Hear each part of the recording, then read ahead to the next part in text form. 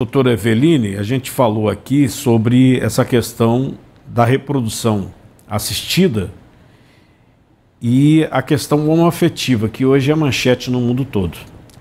Por exemplo, a Bruna Gonçalves, né, anunciou que estava grávida da Ludmilla. Falava assim, como é que ela está grávida da Ludmilla? Aí depois disseram que o óvulo da Ludmilla, ela está carregando o óvulo de Ludmilla. E houve um doador. Como é que isso funciona para a relação homoafetiva? É um método que é muito comum, procurado, né, para a gente. Uma mulher, ela vai servir como o útero, né? Ela vai carregar ali aquela gestação e a outra, né, a parceira, doa o óvulo. E para formar esse bebê, esse embrião, geralmente compra-se uma amostra num banco de sêmen. E depois de formado, esse embrião é colocado no útero dessa mulher, dessa parceira, que vai apenas, ela não vai contribuir com o material genético, né? Mas ela vai ser o útero. Na verdade, pelo fato dela ser útero, ela vai ter sim também influência na expressão dos genes daquele bebê.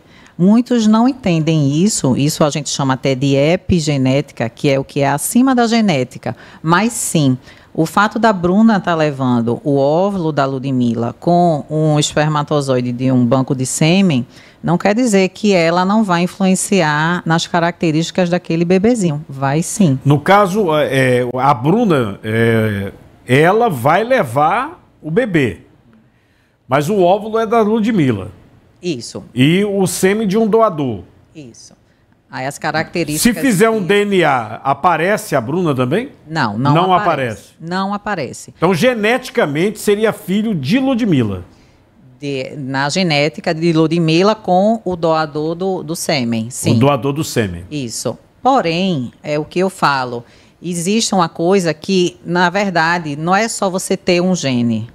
É a expressão dele, é como ele vai se manifestar. Por exemplo, se uma pessoa tem um gene para ter uma diabetes, não quer dizer que obrigatoriamente aquilo não é uma sentença, ela vai ter, vai desenvolver aquilo. Vai depender do quê?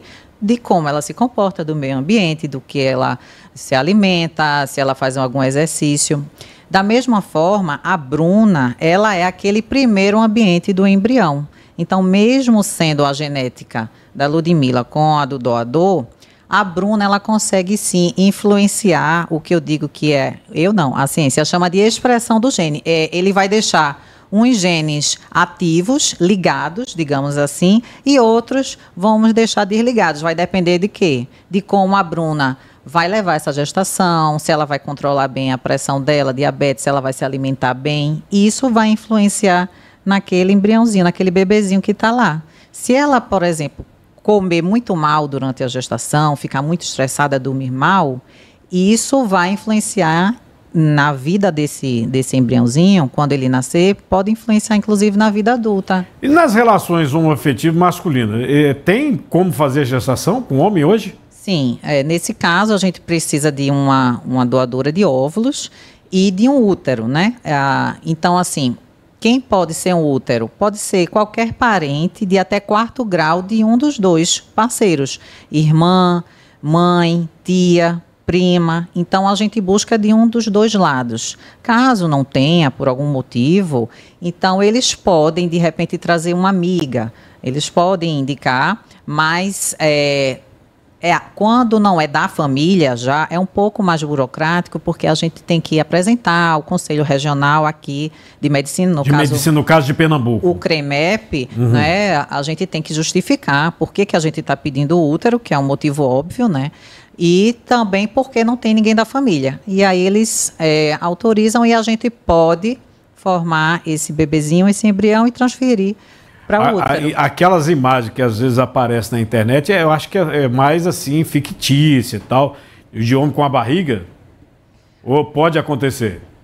Olha, pode acontecer, porque não tem o trans, né? Então, na verdade, tem que ele nasceu... No caso, é um homem trans. Isso, nasceu... Se nasceu o sexo genético, né? O feminino, e depois fica com as características externas porque se identifica como uma figura masculina, mas continua com os órgãos reprodutivos e pode sim levar a uma gestação.